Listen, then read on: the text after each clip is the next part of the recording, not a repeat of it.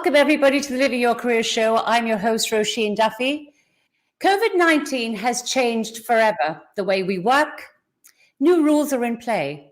So rather than fear uncertainty and adversity, how about we embrace this opportunity for our advantage? Sharing the secrets of how to win with these new rules of work is our special guest and co-author, Dr. Christian Busch. Welcome to the show, Christian. Thank you so much for having me. Pleasure. And we're a little bit late, folks, but there's plenty going to be in the show for you. So do tune in and listen on. So Christian's professional and scientific research has shown that serendipity is not a random chance. And we have the power to create, to coach, and I guess to cultivate our own smart luck. And today we're going to find out how. So Christian, do you want to be called Dr. Busch, or would you prefer to be called Christian? Oh, Christian's perfect. Good on you. So Christian is the director of the Global Economy Program at New York's University Center for Global Affairs. He's the inaugural deputy director of the London School of Economics Innovation Center, the co-founder of Leaders on Purpose, an organization convening high-impact leaders. And his other brainchild is the Sandbox Network, a global community of young innovators active in over 20 countries. And for the purpose of today's show, Christian, we're going to be talking about the Serendipity Mindset, which I have been reading very diligently this week, I might tell you. So thank you for coming on the show and for making the time. I really appreciate it. Thank you. I appreciate it. I guess the first question is, Christian, we all have, stories of chance encounters that have changed our lives. And your book recounts, one of the reasons why I really enjoyed reading your book is because it very much was about real life experiences, and you were able to recount all sorts of individual as well as corporate stories about, CEOs and big leaders, as well as, your everyday person. And I guess one of the things that I thought was very important was, how do people actually develop the right mindset? And I think in your book, you said prepared mind to create and nurture, conditions for positive coincidences to happen. Absolutely, and thank you so much for indulging yourself in the book. That's wonderful to hear. I enjoyed it. Thank you, I appreciate that. Yeah. And yeah, it's really something, it's been a life philosophy and a daily practice for the last kind of decade, at least for me. And it's been fascinating because when you look at the world, when you look at people, how the most successful, inspirational, purpose-driven people, how they operate. A lot of times when you step back and, get away from these kind of official narratives, you realize, oh, wow, a lot of times actually it's a very similar pattern. And that's exactly the pattern that you just mentioned, that in a way they see something in the unexpected, they see something in the moment, and then they connect the dots and do something with it. And so, if you think about the quintessential moment, if you have erratic hand movements like I do, you spill coffee over someone in the coffee shop. And so imagine that moment, and imagine you sense some kind of connection with that person. You don't know what it is, but you just sense there might be something there. And now, you have two options, right? Option number one is you just say, oh, I'm so sorry. Perhaps you give a napkin and then you walk outside and you think, what could have happened had I spoken with the person?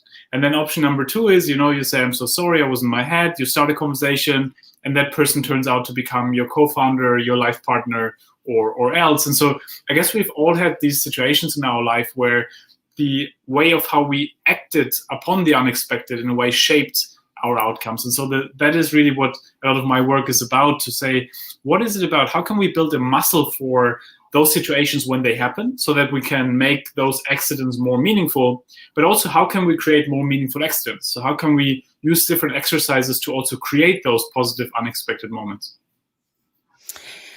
It's interesting because obviously I've done a lot of research on you over the last couple of weeks, and some of the things, it links into all sorts of things. You were talking about, how the world has changed. COVID-19 has made the way we work so different now, with remote working, more social isolation, definitely a lot more digital, definitely a lot more technology in play. And you were saying, how we job seek, how we connect, and how we network. You were saying those are some of the things that are really going to be irretrievably changed forever. I'm interested, when you're talking about the serendipity muscle, what sort of tools and tips would you perhaps say to somebody who's job seeking or wanting to advance their career right now? What might be different in terms of how they might approach the job markets? I think one trend that we've seen over the last kind of years anyways was that, this idea that jobs are written out and then you apply and then you go through this whole process and so on. Yes, some jobs are that, but a lot of jobs obviously emerge unexpectedly when XYZ person says, oh my God, I need someone for this position. Does anyone know someone, right? And then you plug someone in, and in more kind of, structured organizations, you still write out a job description, but essentially the job is already given to a person. And so the point is that one thing I've seen with my students, for example, when COVID happened, was to say, hey, a lot of them had their careers mapped out, they had their internship lined up in a bank, or they had their, next career move all planned. And then COVID happened and all of that was just, gone. And so they were in this situation where, in a way, all their planning somehow didn't work. And so, of course, that kind of was a very tough moment. And then what we said, okay, hey, look, how can we now, in this situation, actually reframe the situation away from, this took everything away from you, to how is this an opportunity? How is this an opportunity for you to actually take a step back and say, why did I want this in the first place? And maybe are there other ways that I could also, have some kind of imprint on the world? Like, is there some kind of, what are the things that I can really do in the world? And so what we try to do then is to say, how can we frame those interest areas that are not necessarily related to a particular industry, but they're related to a particular, sense of direction, purpose, a particular kind of passion, whatever that might be, and then really kind of casting a very wide net and starting conversations with adjunct professors, with people on LinkedIn, these second degree connections where you can write an email and you can reach out to essentially 10,000 people if you have only a few contacts on LinkedIn, because you can reach out to their contacts, and really kind of getting into that modus of just in a way putting a lot of bets out there and then seeing what could work. And for them, essentially, a lot of what happened was that, unexpectedly XYZ person says, oh my God, like, I was just coincidentally looking into exactly the area that you seem to be specialized in. You should come in first as, an assistant to me or whatever, and then we'll make you a project manager, and then you go into your area. And so, long story short, I think one of the things that I found fascinating about those kind of questions is that I think by, in a way, COVID being this collective near-death experience that we've all had, which was like this moment of, wow, like life can be over very quickly. A lot of things we took for granted can just be gone. A lot of assumptions that we had might not be, valid anymore. That also is an opportunity to say, what is it actually that's important to me? What is it actually that I want to anchor myself in? And then who are the people I should connect with, even if it is not leading to an immediate effect, right? So a lot of the kind of conversations that those students had, for example, they take 3 months, 4 months, 5 months, and then at some point something happens. But it's really that kind of moment of re-anchoring and doing something about it. And so a lot of the exercises that I'm very interested in is really to say, how do we use every interaction, every conversation to somehow seed a couple of dots that other people could connect for us, and then kind of lead us to the next job, the next client, and so on. And so I'm a big fan, for example, of the hook strategy. So the hook strategy is all about this idea that, if this dreaded question, what do you do, right? So if you ask that question to someone at a conference, you usually try to put them into a box, right, and try to identify where they are. But so there's this amazing entrepreneur in London, Ollie Barrett, and if you would ask him, so what do you do? He would say something along the lines of, well, I'm a technology entrepreneur, but recently started reading into the philosophy of science, but what I'm really excited about is playing the piano. And so what he's doing here is he's casting 3 hooks. He's putting 3 dots out there where you could be like, oh my God, such a coincidence. I recently started hosting piano matinees. You should stop by. Oh my God, such a coincidence. My sister is a philosophy of science professor. You should give a guest lecture. The point is, especially when we're job seeking, we can cast these hooks in every conversation with the uncle, with the aunt, with the sister, with the brother, where we could just seed a little bit. Oh, by the way, I've been reading into this and this, just in case you come by, doesn't really matter, but just let me know. And a lot of times then opportunities come from the most unexpected of places. I think one of the things I found interesting in your book is you were talking about self-censoring. And you were saying that we need to have an open mind, that we need to be receptive, because so many times, and this comes back to the prepared mind versus the unprepared mind, that ability to sort of understand our own bias, understand perhaps when we're fearful of doing things, and removing some of that fear and being more adventurous and inquisitive and curious. I guess I was wondering, from your perspective, how do people really self-center effectively? Because I know a lot of people, if you said to them, what makes you tick, they wouldn't really know. They do what they do every day for a living, and that's about the size of it. I'm curious to understand what self-censoring looks like in your world, and what lessons might there be for others in that? Yeah. It's interesting because in a way, it's almost the centering and the self-censoring are a lot of times very, very closely related. And so I'm very curious about both. So in a way, the question of how do I, ground myself, center myself in certain principles, ideas, values, something that allows me to connect the dots more efficiently or effectively when, serendipity is all about seeing and connecting dots. And so the more I can get into that mindset, the more I can do something with it. And so on the side of essentially trying to find an anchor, I'm a big fan of doing a serendipity journal, where essentially you write down what are the key areas of interest at the moment, what is some kind of sense of direction, which makes it much easier than to, in every conversation, connect the dots, because you know what to connect them to. And so, just writing down what are some areas I'm interested in and so on, and that I want to seed a little bit, can already be very helpful, I think, to just ground a little bit, maybe identifying some principles or values. I've gone through very painful periods where, I had to figure out what are the non-negotiable values. So those that, a lot of values, once you have a trade-off of values, you might let go one value and value the other over those. But then there's these non-negotiables, I guess, where you're saying, no, I will never give that up, integrity or loyalty or whatever it is. But also then the kind of key interest area. But then I think the self-censoring is interesting, because even if we are centered in ourselves, if we know what we want, a lot of times we might hold back, right? Because we, I consistently have this inner imposter, for example, right? Where essentially I, consistently have that question, okay, are you ready?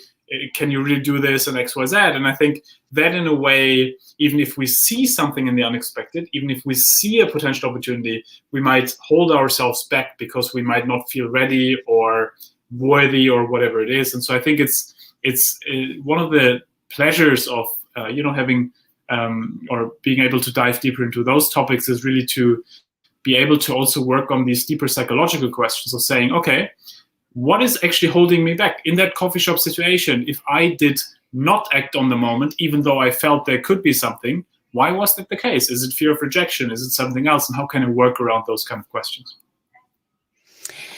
Yeah, it's interesting because you say many of us over-focus on our ambition and we under-focus on aspiration. And this comes back to what motivates you. That you said that sort of center, that anchor that you have, and whether or not you are purpose-driven, whether you are principle-driven, or there's some other motivation there. And I'm just wondering, I'd be interested in your thoughts on ambition versus aspiration, really, because in a serendipitous world, I kind of thought to myself, some people would be much better suited to spotting opportunities and connecting those dots than others. And I was wondering, is ambition enough, or do you need aspiration to really optimize your luck? Yeah, well, it's a great question, because if you think about the two, to me, ambition is quite often driven by external factors. So it's driven by peer pressure, by the idea of, I have to do X, Y, Z to succeed in my job. And so there's this kind of notion of, it's almost like it's not necessarily a fight or flight per se, but it's putting us into this kind of constant comparative mode where, in a way, it's never enough, right? Because we're consistently competing and so on.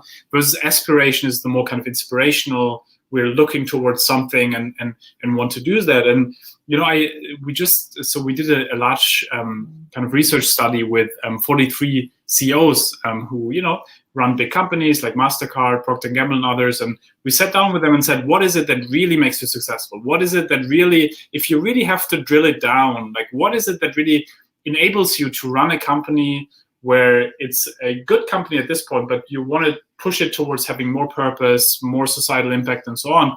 And one of the key things that a lot of them have in common is that they say, you know what, we have a certain sense of direction, but also we have a certain idea that the unexpected will shape a lot of that, and that's okay. So we allow for a little bit of that quote unquote imperfection to happen. And to me, that's always been interesting because, I grew up in Germany where, you get trained in this mindset of you have to plan everything out and you have to know it all, and you know, authority comes from knowing everything. And then you get out in real life and you think, oh my God, a lot of people are just winging it, right? And you just got to make the best out of a lot of situations. And so what I found fascinating when you really observe those extremely inspirational leaders is that a lot of times they're really good at saying, this is our aspiration, this is where we want to go. And, you know, of course, we want to kind of, you know, figure out a certain strategy to get there.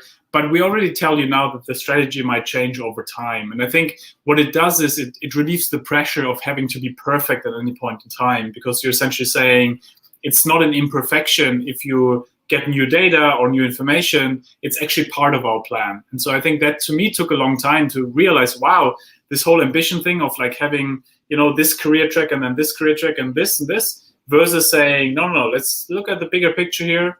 And then essentially say, you know what, we have an approximate plan here, but part of it might emerge. That's how real life actually then probably anyways plays out. So it might also be just a more relaxed way of living life. I thought it was funny in your book when you said that after when you talk to these leaders, and these are some of the most successful leaders in the world that you're talking to in your Leaders on Purpose forums. But you said, you know, the narrative is quite aspirational, as you said, and open, broad, sort of open and broad when they sort of talk about it. But because they can't say to people, well, this is what we're planning on doing, or this is the big idea.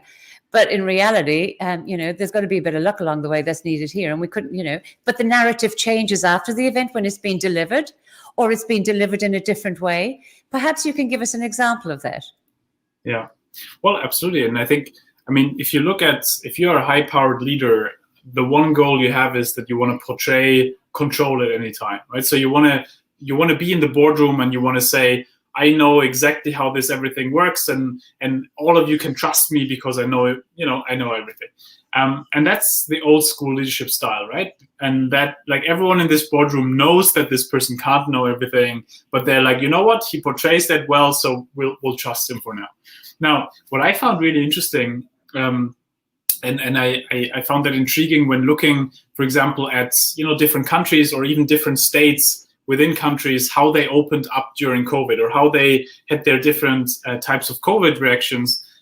If you look in the US, for example, where I'm at the moment, you know, some governors of some of the states, they had this whole thing of, okay, we will open up exactly on May 15th, and then exactly on May 20th, we will do this and this and this. And so they would give us this exact timeline. And then, you know, you had kind of the new type mentality leadership where they would say, you know what, we have key principles, which is public health, economic health. We have an approximate timeline here, but we are already telling you now that if we receive new information about new COVID clusters, whatever it is, we will revise the timeline, and that is part of our plan. And by making it part of the plan that you actually know that your timeline most probably will not be accurate, you actually build that trust and that authority of saying, you know what, I can cope with this unpredictable world. And to your question, right, I think a lot of the work that we've been doing is essentially how a lot of executives tend to post-rationalize. So they tend to say, I always planned this and this was exactly how I mapped it out and blah, blah, blah. And it seems very linear, but actually it was more like a squiggle, right? Where essentially, like, you know, XYZ happened and then they reacted to it and they made it always seem to be under control. And the long story short here really is that I think it puts a lot of pressure on people, that idea that people always have to have it all figured out and everything else. But in reality, the most powerful, interesting people in the world, a lot of times are winging it, even if they portray control as part of their job. And so I've just been intrigued by this question of how do we essentially legitimize a way of life that takes away this idea that you have to pretend all the time, that you have to pretend you know everything, because that in a way anyways doesn't build the real trust. The real trust is built when you can say, hey, look, I appreciate the situation. We don't have all the answers, but I have an approximate plan and we are doing the best out of this. And that's really kind of what we've seen with those leaders that you mentioned, that in a way, the really good ones, what they're doing is really that kind of idea of, hey, here's a North Star, here's the sense of direction, but we're open to the unexpected and we're okay with this. And what the serendipity mindset tries to do is to give that an active language, to say it's not about a passive thing that just happens to you. You're actively cultivating serendipity here. And I think we can apply that as well. I was sort of applying it to careers, because I said they're not linear, they're not controllable, you're not perfect, jobs aren't perfect, companies aren't perfect. And I think, you said as well, life is filled with lots of events and fortuitous twists and turns. And the reality is, and I guess this comes back to the growth mindset versus the fixed mindset. If your mindset is fixed, you're going to plant your feet, you're going to deal with plans, you're going to prioritize the smallest detail. And I noticed in your book, in a way, you were kind of quite pleased to say, throw priorities out the window, let life happen, let events happen, let encounters happen, capitalize on the now rather than planning in a way for what may never happen down the track. Could you flesh that one out a bit for me? Because I think you said it's about inspiration and aspiration along the way, not just instantaneous moments. It's a journey. Yeah, and I think one of the key philosophical ideas behind that is really to say, look, life could be over any minute. You could run in front of a car. I had COVID last year. I almost died of it. Like, those moments happen. And if we have this idea that, let's make a lot of money now, and then when we're 60, we can give it all back and be really meaningful, that might be too late. We might not have that time. And so it's really about that idea to say, hey, look, yes, it's great to have priorities, and it's great to know what we think we want. And then I think it's great to step back and say, well, how much of this is really, if you would be on your deathbed today, like, what would you regret that you hadn't done? Like, is there anything that you feel you have this assumption you will do it at some point, but maybe you haven't? And I find that always intriguing. I work a lot with people who are in senior positions who are close to retirement, for example. And retirement almost is a small kind of, you see the end coming, right? And so when you see the end coming, you think about your legacy. You think about things where you're like, wow, it's over soon, so I have to do the things now that I really care about. And I think that's the same with, people like me. I had a couple of near-death experiences in my life.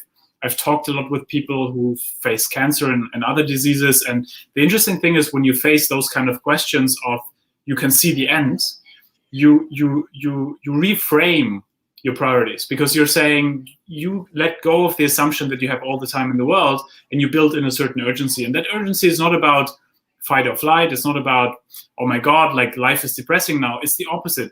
It's imbuing meaning in actually saying, what can I do now at this point, which actually allows me to live that meaningful life that then allows me to shape XYZ things around me. And I think, a lot of my work is in extremely resource-constrained environments. So, Sub-Saharan Africa in particular. And, a lot of times the conversations around questions such as, can only people who are more privileged live a life that is really meaningful? And, I can tell you, like, the most inspiring, aspirational organizations in extremely resource-constrained environments, they are the ones that actually have extremely meaningful approaches in terms of, making the best out of what is at hand locally, creating own luck in small ways locally. And so, this whole idea that we have to walk up a hierarchy of needs and first do our kind of career and everything else, and then what we find meaningful, is just extremely outdated. And I think a lot of times it serves as an excuse to just postpone things. Yeah, I think you coined a really lovely phrase, and you said it's our circle of needs, not Maslow's hierarchy of needs. And I sort of reflected on that a lot, and I thought, what, that's bang on. One of the things, and again, it comes back to the new, and I guess that comes back to resourcefulness and creativity and collaboration and cooperation, all of those important things when you're trying to galvanize energy and create something from what you have. I was interested, though, talking about the new way that we work now and, expanding networks in a virtual world. And, yes, it's easy to have, I know there's lots of things that you encourage around, get out there, interact with people, be curious, be inquisitive. And that's one aspect, and I'll come to that in a minute. But the more important part is social media will allow you, Christian, to have lots of connections. But how do you build and deepen relationships? And, you use this word serendipity bombs, which I love. But how do you use serendipity bombs to actually build and deepen relationships? Because cursory relationships won't get you anywhere when you're trying to cultivate your luck and serendipity. Yeah, I love that question, because I think one of the big problems in the world is that people have a lot of connections, but they're very lonely. And the reason I say this is because I think there's a lot of kind of transactional relationships. There's a lot of relationships that are based on, great, this person is in a similar industry as I am, or this person kind of works on similar things. But do I really care? Do I really care about this person? Is there really something there that makes me feel less lonely because I feel I'm in it with that person in this life in some way? And you know, when you mentioned serendipity bombs is with kind of people who are far away, right? So, you know, let's say you write a book and you need a couple of endorsements from interesting people. That's really about saying, identify all the really interesting people around the world who could somehow be interested in giving an endorsement, and then, you know, reach out to them via LinkedIn mail or something, via second degree or third degree, and just kind of like, in a way, you know, write everyone how inspired you are about what they're doing, and how you essentially would love kind of, you know, some kind of some sort of endorsement. And it's really kind of a numbers game in the sense of saying, hey, look, like this is about quantity in some way, but actually, when you think about what makes us less lonely, it's about quality, right? It's about meaningful relationships. It's about the question of how do you build those kind of long-term relationships that make us feel that there's more to life than just, you know, kind of transactional things. And I've always been inspired by this. Those of you interested in this, it might be interesting to Google. I think it was in The Guardian. It's deathbed regrets. And so nurses, essentially, when they stand, you know, next to patients on the deathbed and they ask them about regrets, one of the key regrets, I mean, no regret ever has been about, I had only 4 cars in my garage and not 5, like never. The key regrets are usually about, I wished I had more meaningful relationships in my life where I really kind of lived up to who I would want it to have, like I would want it to be XYZ versus who I thought I should be and XYZ and so on. And so I think it's this like bigger question around how do you identify those people who might have truly aligns, I think the word has been overused, but values in the sense of like a common denominator that is not industry, that is not topic, that is not interest, but that's really about what do you believe life is about, what are you creating in life and so on, and then connecting with those people. And I find it fascinating, you know, I have much more in common with the person I connected that way with whom I had 2 conversations for 2 hours and we went so deep, than, I don't know, my kind of old school friends who I have had hundreds of conversations with, but we don't have a lot in common. And so I think it's this kind of question of identifying those, like, in a way, communities of interest that are about not the interest itself, but really kind of what do we feel, in a way, our purpose in life is, or our manifestation of what we want to do in the world. And I think a lot of times we can't know this exactly. And so it's kind of like, in a way, that's why these serendipity bombs are interesting, because we're seeing a little bit and feeding ourselves around, okay, who's the kind of person I would find more interesting to be, you know, quote unquote, more related to than others. Yeah, it's, I have to say that sort of whole sense of who you connect with and how you connect with. And that, I think that's what you said about ambition is about what we want to do, and aspiration is about who we want to be. And I think that again ties into your passion, your purpose in life. And one of the things I was always curious about, you know, you said about we need to be more investigative, we need to be more curious, we need to really put ourselves out there, change it up, because the realities are some people, I think you said, you know, sometimes when you see an idea coming together and 2 people's minds going, boom, the spark hits, it's a glorious thing to see.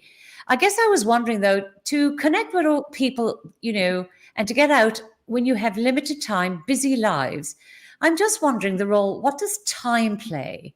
The role of time in serendipity, to be able to do some deep sea diving and still kind of not, as you said, not forget the school friends that you went out with. You know, you can still have thousands of conversations with them, but I think it's quantity and quality. I'm curious about the time element of serendipity. Yeah. Well, I mean, my first thought on this is that I feel a lot of people are busy, but not productive. Like a lot of people are, you know, they're constantly doing stuff, but if they would look back after 6 years and say, what did I actually do? Like it would be a lot of kind of, you know, stuff which maybe if you step back and like, I don't know, do a journal or so and really write down, like what are the kind of priorities, what are the things that I can really shape, that really kind of in a way allow to not only be busy, but actually be productive. And I think a lot of times we're not able, we're not in control always of our schedule, right? We have a lot of probably, a lot of unproductive meetings get pushed on us. Like there's a lot of different things that I think we cannot control. And then there's always this kind of aspect that we can control. And I think that's the aspect that I'm really curious about. Like, what is that kind of part, what is that time that we can really control, and how do we use that in a way that feels really meaningful to us? And I think that really takes like a little bit of self-reflection in terms of saying, if I assume that all these conversations I have every day, I really need to have all these conversations and all this kind of chatter, or is there like a way that I can really kind of filter that a little bit, say like, okay, based on what feels meaningful to me, I should focus a little bit more on X, Y, Z, and I should do that now, because again, life might be over sooner than we think. There's just a lot of interesting, life shortcutting things out there that might just make that happen. And then actually it might happen anytime. And so I think it's really kind of, in a way, identifying what is it that is really worth spending time on, and how can I make that time for it? And I think that's something, even the busiest people, right? Like I'm surrounded by a lot of extremely busy people, right? I have traders around me who work literally 20 hours a day and would say, I have absolutely no time. And then we still find a way to say, look, like there's still like 20 minutes where if you're really excited and if your real purpose is to learn from monks how you can have a deeper purpose, then by any means, let's do this 20-minute conversation with a monk every week, whatever it is. Like, it's really this kind of idea that there's always time if we prioritize it. And I think that's something that I've found fascinating with the most high-powered of people. I mean, to your point, like I think I've been fortunate over the last years to interact with interesting people, and I can tell you that like the most high-powered people, there's always time if there's a priority to the time. And I think that's the interesting thing, that I think you will always find that. And so I've been a big fan of this idea of a maker schedule, to really schedule time with oneself and say, this is my priority time. And in this priority time, I will do what feels meaningful to me. Nobody gets a meeting in this time. And if it's 6 o'clock in the morning, it's at 6 o'clock in the morning. I think that, it comes back to, again, your purpose and your passion and what you dedicate yourself to. I often say to people, if you're in a job, no matter what job it is, if you've taken the job, what's going to be your legacy in that job? What's going to be your legacy to that company? What's going to be the legacy to your team, to management? Understanding that a job is not about going to work just to get a wage. A job is going there because it gives value to you and it gives value to others. One of the things in your book that I thought was interesting was confidence.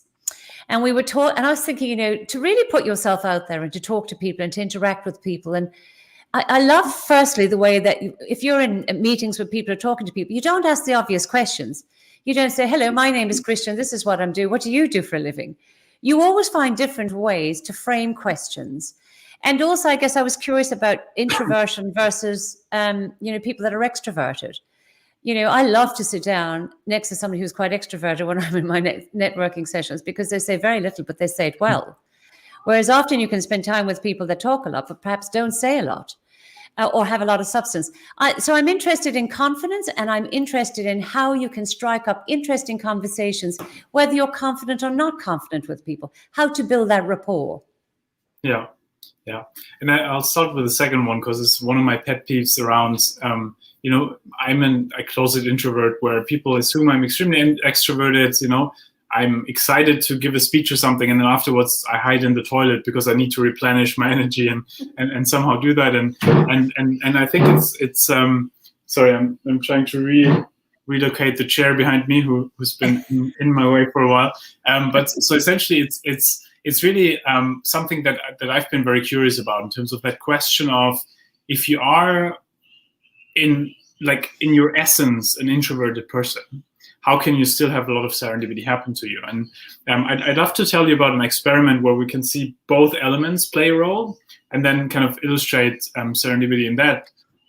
So there's this experiment they did with people who consider themselves to be very lucky versus very unlucky. And, they picked one of each, and they said, you know what, walk down the street, go into a coffee shop, grab a coffee and sit down, and then we'll have our interview for the research project. Now, what they don't tell them is that there's hidden cameras along the street and inside the coffee shop. there's a 5-pound note in front of the door. And inside the coffee shop, there's this one empty table next to this extremely successful businessman who can make big dreams happen. And now the lucky person walks down the street, sees the 5-pound note, picks it up, goes inside the shop, orders the coffee, sits next to the businessman, has a nice conversation, they exchange business cards, potentially an opportunity coming out of it. We don't know that, but might be. Now, the unlucky person walks down the street, doesn't see the 5-pound note, steps over it, goes inside the shop, orders the coffee, sits next to the businessman, ignores the businessman, and that's that. At the end of the day, they ask both people, so how was your day today? And so the lucky person says, it was amazing. I found money in the streets. I made a new friend, and potentially an opportunity coming out of it. Now, the unlucky person just says, well, nothing really happened.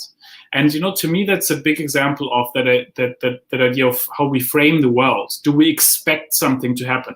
Do we expect that if we walk down the street and we see something in a window, that might lead us to our next podcast idea?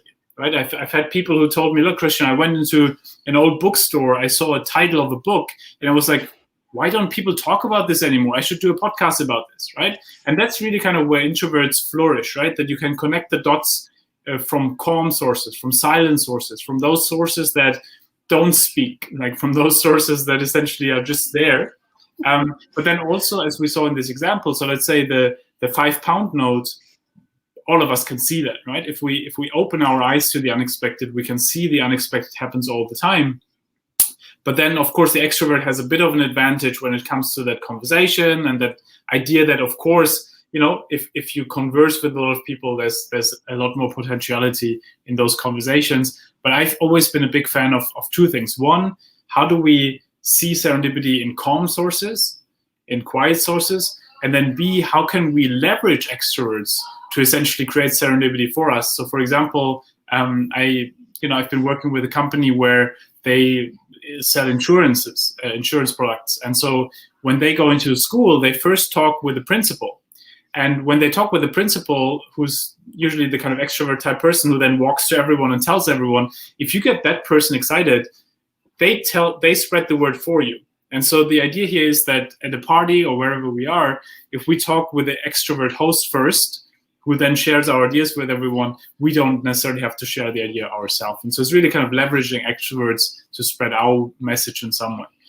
On the other side, then, just to your confidence point also, I think that's a big one, because I think it's something where I found that interesting in the sense that I think one of the biggest problems in the world is that, those people who are overly confident a lot of times are not necessarily the ones who, necessarily know the most or deserve to be that confident. And then the kind of wisest or the most questioning people a lot of times have a lack of that self-confidence, even though they should be the ones talking the most, right? And so a lot of my focus has been on how do we get people to overcome these kind of deeper seated fears around, rejection, not being worthy. And I think that's one of the most brutal feelings, right? When you are in a meeting and you kind of have this idea where you're like, oh my God, like this is interesting.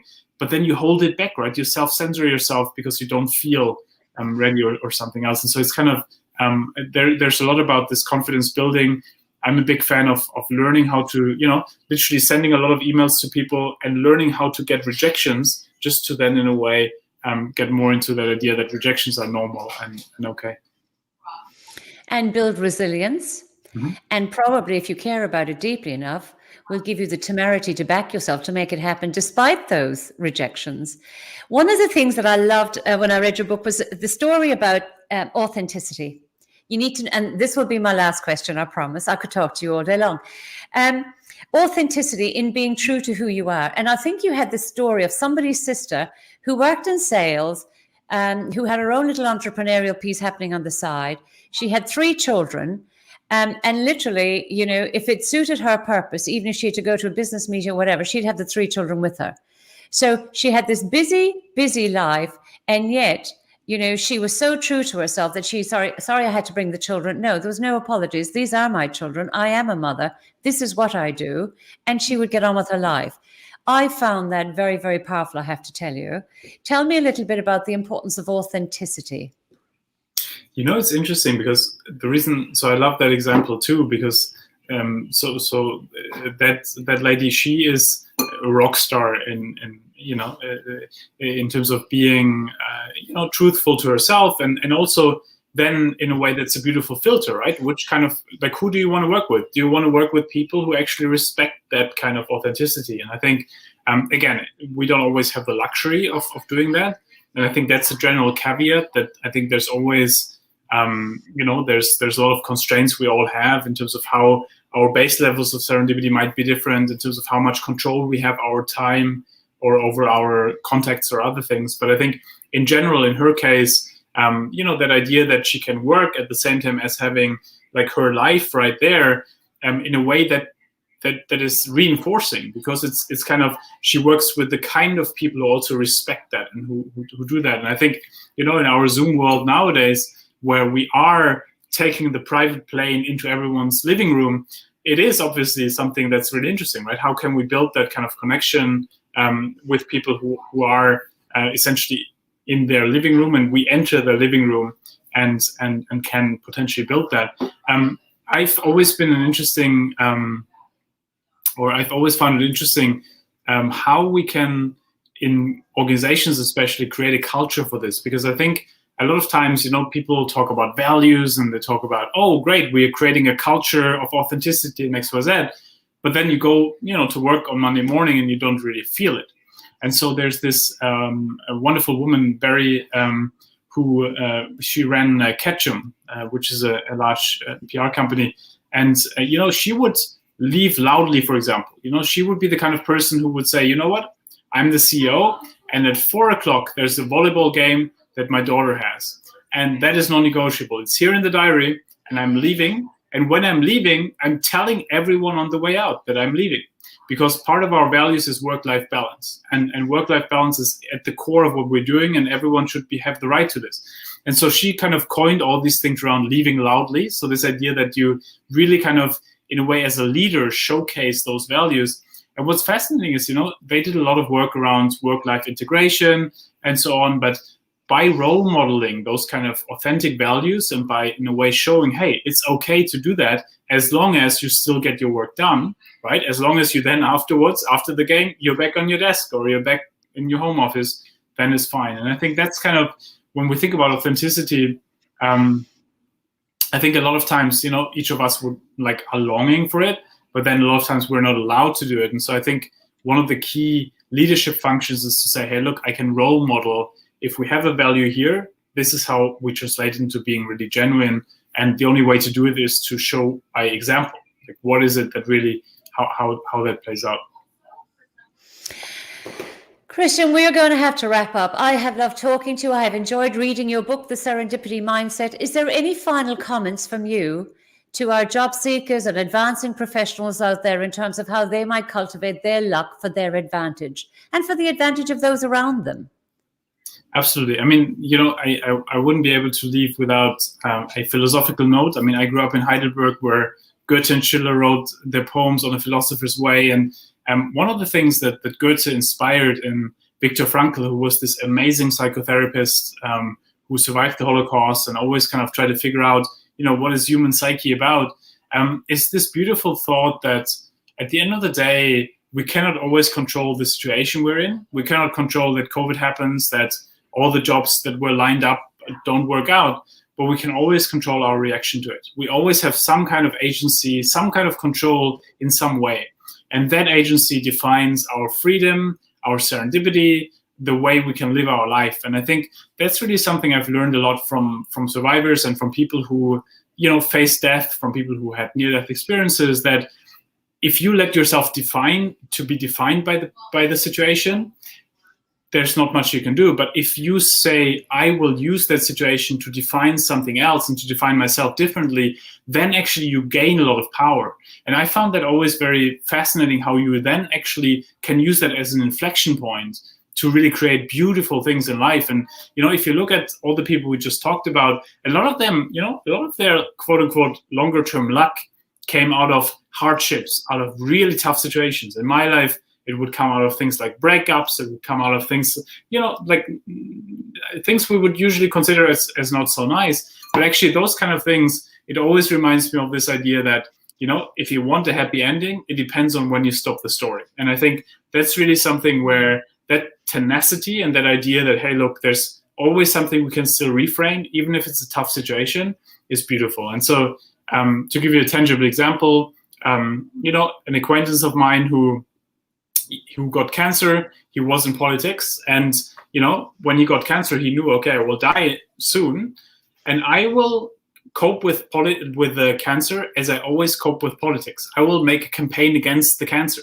And so he essentially shaped the whole awareness campaign around cancer and how you can, do X, Y, Z things. And when he was on his deathbed, he would say, look, this was the most meaningful thing I've done in my life.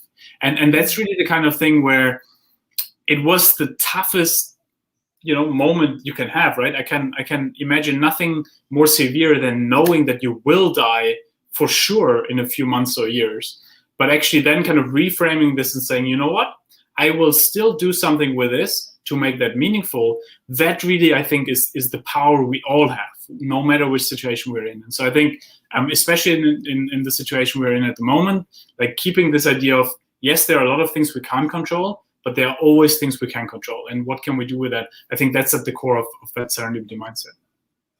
For me, the big take out of your book, and there were many, but I thought if you run away from unexpected situations, you're limiting yourself, because the more interactions you have, the more encounters you have, the more events, in whatever way, shape or form, information is coming to you.